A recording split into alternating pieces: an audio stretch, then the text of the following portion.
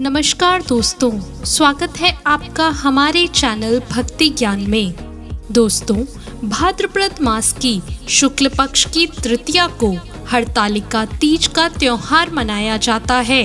इस दिन सुहागन महिलाएं पति की लंबी उम्र के लिए व्रत रखती हैं। इस साल हरतालिका तीज का त्योहार 9 सितंबर 2021 को मनाया जाएगा। सबसे पहले इस व्रत को माता पार्वती ने भगवान शिव के लिए रखा था।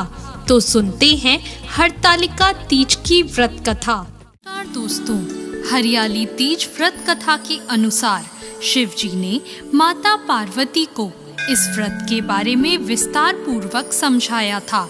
माँ गौरा ने माता पार्वती के रूप में हिमालय के घर जन्म लिया था।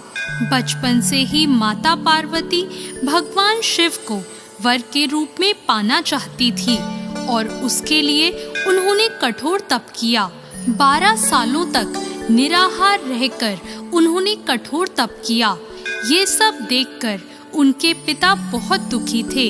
एक दिन नारद जी ने उनके पिता से आकर कहा कि पार्वती के कठोर तप से प्रसन्न होकर भगवान विष्णु आपकी पुत्री से विवाह करना चाहते हैं। नारद मुनि की बात सुनकर महाराज हिमालय बहुत प्रसन्न हुए। उधर भगवान विष्णु के सामने जाकर नारद मुनि बोले, महाराज, हिमालय अपनी पुत्री पार्वती का विवाह आपसे करवाना चाहते हैं। भगवान विष्णु ने भी इसकी अनुमति दे दी। फिर माता पार्वती के पास जाकर नारद जी ने इसकी सूचना दी कि आपके पिता ने आपका विवाह भगवान विष्णु से तय कर दिया है। यह सुनकर माता पार्वती बहुत निराश हुई।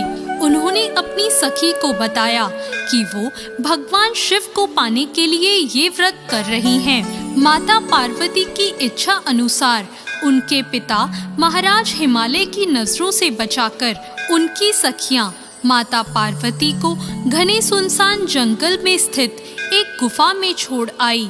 यहीं रहकर उन्होंने भगवान शिव को पति के रूप में पाने के लिए कठोर तप शुरू किया, जिसके लिए उन्होंने रेत से एक शिवलिंग की स्थापना की। संयोग से हस्त नक्षत्र में भाद्रपद शुक्ल तृतीया का वह दिन था जब माता पार्वती ने शिवलिंग की स्थापना की थी। इस दिन निर्जला उपवास रखते हुए उन्होंने रात्रि में जागरण भी किया था। उनके कठोर तप से भगवान शिव प्रसन्न हुए और माता पार्वती को उनकी मनोकामना पूर्ण होने का वरदान दिया। अगले दिन अपनी सखी के साथ माता पार्वती ने व्रत का पारण किया और समस्त पूजा सामग्री को गंगा नदी में प्रवाहित कर दिया।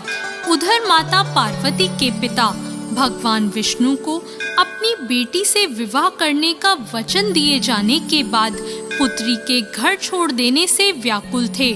वह माता पार्वती को ढूंढते हुए उस स्थान तक जा पहुँचे जहाँ माता पार्वती थी।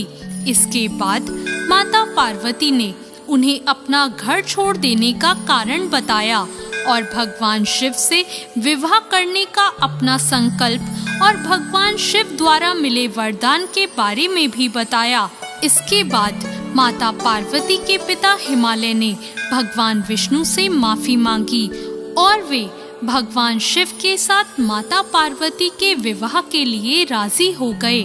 कुछ समय बाद उन्होंने माता पार्वती का विवाह भगवान शिव के साथ पूरे विधि विधान पूर्वक करवा दिया।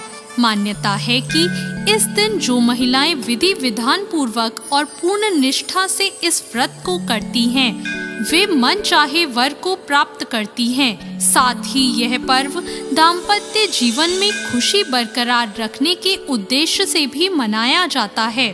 दोस्तों, ऐसी और कहानियों के लिए हमारे चैनल भक्ति ज्ञान को सब्सक्राइब करें।